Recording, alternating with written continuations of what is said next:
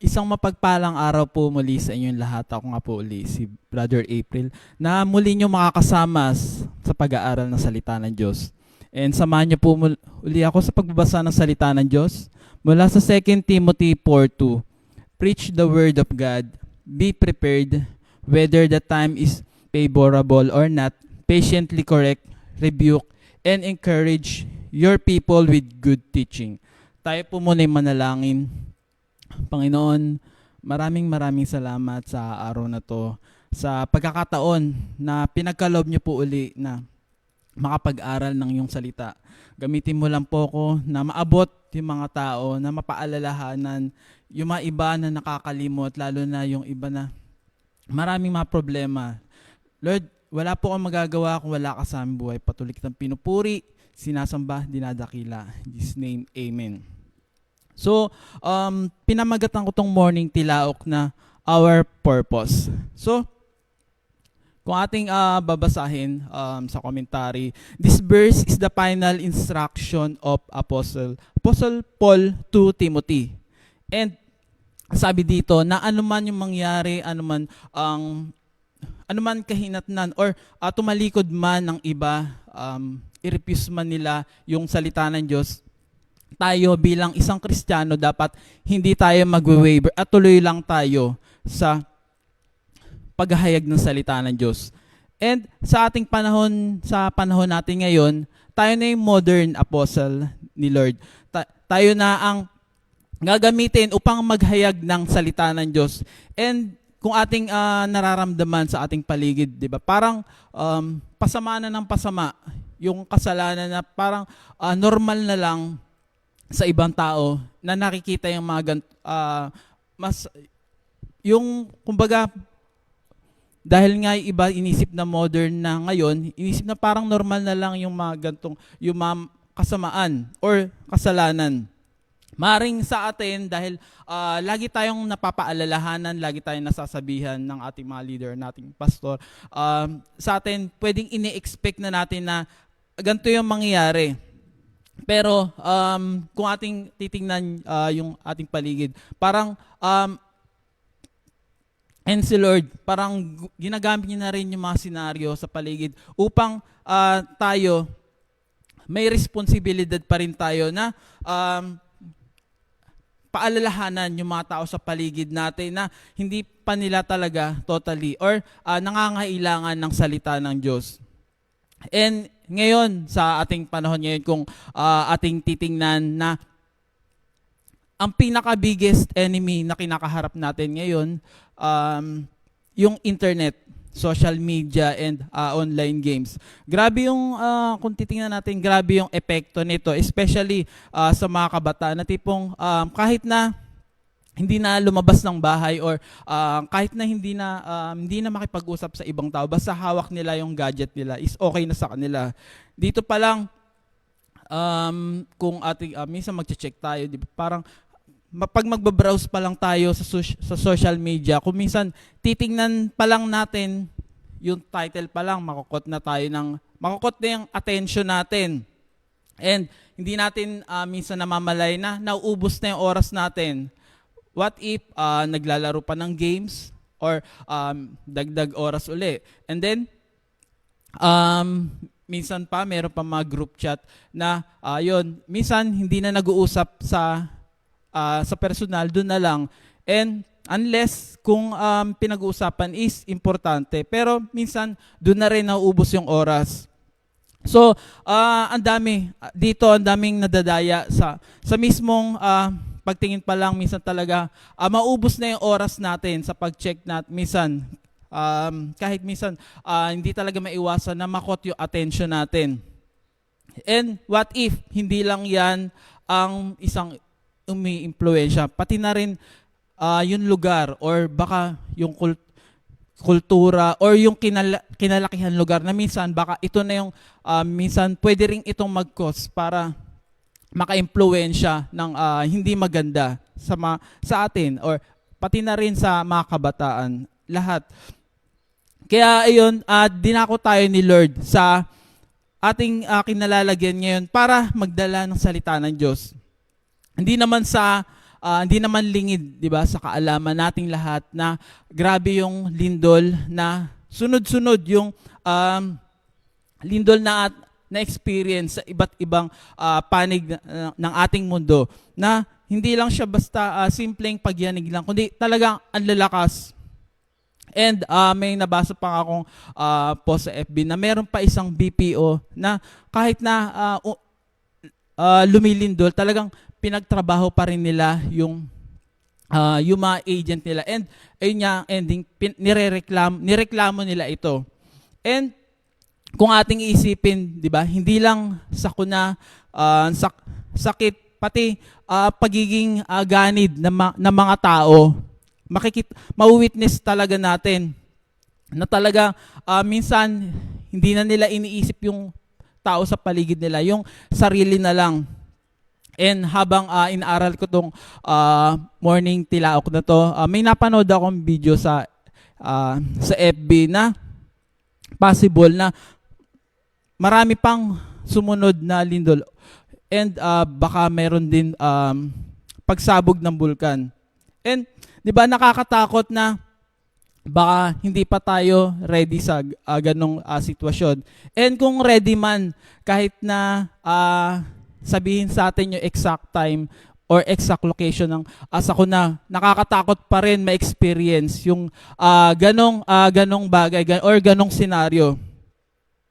And maaring talaga yung napanood kong video, baka ito na yung time na baka si Lord ginigising tayo, na si Lord baka inayanig na tayo, na pinapaalalahanan tayo na dapat hindi lang tayo magtrabaho, hindi lang tayo na puro aral lang, hindi lang dapat puro baga kakain lang o matutulog. Ating tandaan na yung buhay ng tao, yung buhay natin dito sa earth is maiksi lang. Baka dumating ang time na pagsisihan natin bandang huli. So, alam niyo ba na very alarming itong nangyayari. Baka ito yung time na mas mag-double time tayo, na bawasan na natin na mag-relax. Huwag na muna nating isipin ang sarili natin. Baka si Lord ginigising na tayo, na baka nakakalimutan na natin yung importanteng role na atin. Baka napapabayaan na natin. Kaya si Lord pinapaalalahanan na tayo. And ano nga ba magiging response natin sa paligid natin? I-disregard na lang ba natin? Iti-take for granted? Baka magising na lang tayo na yung mga tao sa paligid natin or mga mahal natin sa buhay is baka napahamak na. So I will give some key points on this verse na nabasa ko to, ang nakalagay is urgent command. Kumbaga, urgent kung sa mga company na ito yung ipa-priority na, ito yung ipa-priority, uunahin natin. Kumbaga, kung ano yung task mong ginagawa, ito muna ang uunahin mong gawin. Dahil sabi nga, ito yung urgent command. And number 1, sabi dito, be prepared at all times regardless of the situation. Whether may pinagdadaan man tayo, mabigat na problema, or nasa kasihan tayo ng period ng ating buhay, or anumang season, hindi tayo pwedeng tumigil sa pag-share. Hindi tayo pwedeng huminto, hindi tayo rin pwedeng mag-waver sa ating faith. What if panghinaan tayo ng loob at tumigil tayo dahil sa problema? Paano na yung mahal natin sa buhay? Paano na yung tao sa paligid natin? And tandaan nyo, si Lord, tayo yung pinili niya, tayo yung pinagkatiwalaan niya ng mga responsibilidad. And yes, very challenging, ang daming sacrifices, and it's normal. Kumbaga, ikaw yung napili, ikaw ang napili ni Lord. Gaya ni Jonah na kahit na umiwas pa siya, pero si Lord gumawa pa rin ng way para mapalapit or i-direct i-direct siya sa kung ano talaga yung mission niya. So, kaya ka pinili ni Lord kasi baka may binigay sa yung gift na wala sa iba, na mas magagamit sa paghahayag or pag-share ng salita ng Diyos. And wag kang sa atin na ginagamit sa gawain ni Lord, wag kang mag-alala. Kasi yun, yes, may mga sacrifices, but yung reward ni Lord and blessing, hindi to kayang tapatan ng earth, and hindi to kayang tapatan ng sino man na hindi mo to basta-basta nakukuha sa iba. And number 2, prepare to speak in love, correcting, rebuking, and encouraging others. So, sa pag-share natin ng Word of God, napaka-importante na isa rin sa iwasan natin yung magsabi tayo ng mga mabulaklak na salita. Ang target natin is masabi natin kung ano man yun, kung ano yung tama, kung ano yung kamalian nila, kasi hindi tayo dinala sa dinala sa ganung lugar or dinala sa ganung tao para pasayahin sila sa ating sasabihin, and ang ending mapapahamak sila. Ang main purpose natin is mapaalalahanan natin sila sa kung ano yung tama. Kung magtampo man sila or sumama man loob nila, marirealize naman nila, hindi man nila ma-realize, darating naman yung time na ma-appreciate nila yung ganong bagay pag nakita nila yung result. So, kapag puli na nakilala nila kung gaano talaga kabuti ang ating Panginoon. At syempre, kasama na rin ang mga pag-i-encourage sa mga tao sa paligid natin. Hindi man tayo expert, hindi naman tayo train sa pag-advise, but pag andun yung pag-support at pag-share ng kabutihan ni Lord, lalo't isa tayo sa naging isang magandang halimbawa, napakadali mag-encourage ng tao. Kaya, i-make sure lang natin sa sarili natin, totally tayo nakadepende kay Lord. So, we can encourage others na mas kilalanin nila si Lord hindi lang sa pangalan, kundi bilang isang Diyos. And number 3, with great patience and careful guidance. So, madalas sa ating mga kaibigan, sa ating mga kakilala, hindi talaga personally kilala si Lord. Maaring kilala nila sa name lang, but yung tunay na reason kung ba't sila nag-exist, kung ba't sila nabubuhay is hindi pa nila alam. And tayo, as bilang dinala ni Lord, tayo yung mag-guide sa kanila.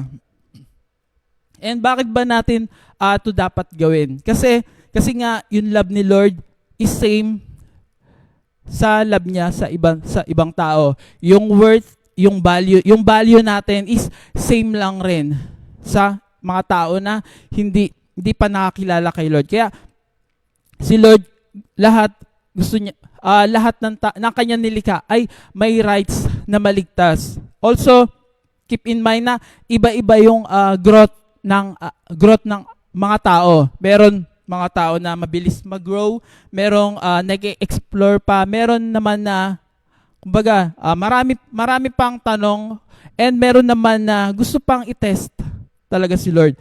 And it is part ng kanilang growth. So, in order to help them, dapat hahabaan natin yung pasensya natin.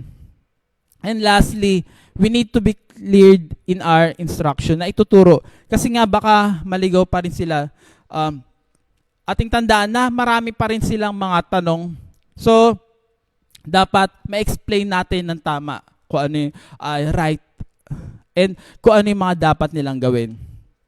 So, kung ating iisipin yung mga lindol sa paligid natin, maring pampagising ito ni Lord sa atin. Hindi lang basta siya parang pampagising, kundi parang tinutulak na rin tayo na kumilos. Kasi ngayon parang yung ating isipin pati sa government, parang ang hirap na. Parang hindi na natin alam kung sino talaga iaasahan. Hindi na tayo sure kung sila ba gusto ba nila na yumaman lang or talagang maglingkod sa bayan. Then, dadagdag pa yung dadanas pa tayo sa sakuna. Baka paalala na rin to ni Lord na dapat tayo magpakalalim and patuloy tayo, wag tayong hihinto sa pag-share ng salita ng Diyos. And upang malaman ng tao na yung iba na nawawalan ng pag-asa, na meron pa pala way, or meron pa pala isang Diyos na tutulong sa kanila. At kailangan rin natin maging sensitive sa mga paalala ni Lord sa ating paligid. So, minsan, napakabigat ng napagdadaanan natin personal. Sasabay pa yung dito yung sa bansa natin.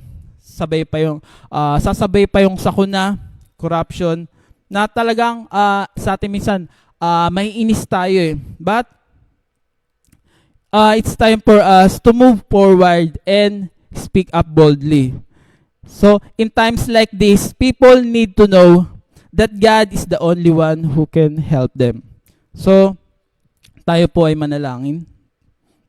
Ang ating prayer focus, pray that pastors will boldly, patiently share God's word, encouraging and guiding the church in every season. And prayer points, pray for the lost.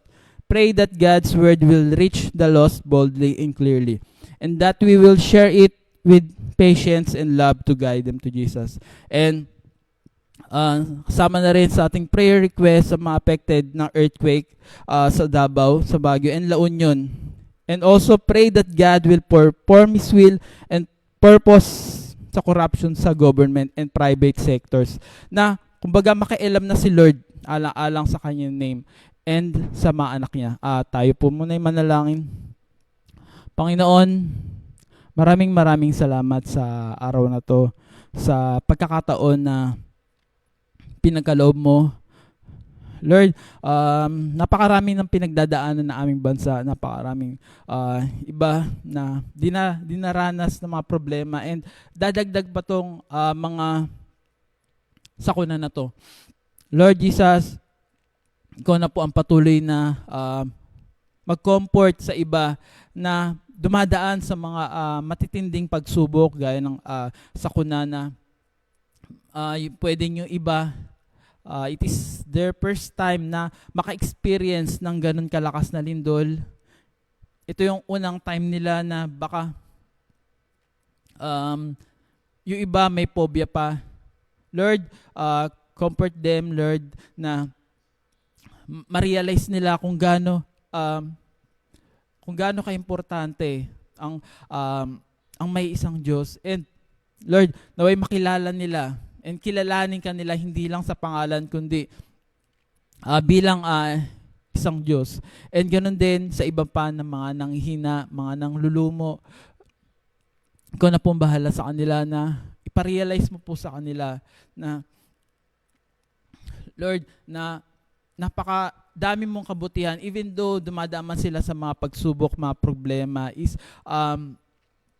still yung kabutihan mo is hindi nagbabago. Na yung chance na binibigay mo sa kanila is napakadami, at napakahaba. And ganun din sa aming mga pastor, Lord Jesus, naway gabayan mo po sila, aming mga leader, na maging matapang, Lord Jesus, sa pag-correct, sa pagpapaalala, and ikaw na po ang patuloy na magabay sa kanila upang, Lord, ang bawat isa na nangangailangan, na naliligaw, na kailangang i-guide is gamitin mo po sila. Ganun din, Lord, patuloy po kami pangunahan, gabayan mo po kami na naway yung mga sakuna na to is makatulong rin upang iba ma-realize nila, yung iba ay magbalik sa iyo, na yung iba na mas umasa sa iyo, hindi sa kanilang sarili. Ganon din, ikaw nang patuloy na magabay sa amin. Lord, maraming salamat. In Jesus' name, amen. At maraming salamat po sa inyong pakikinig. God bless.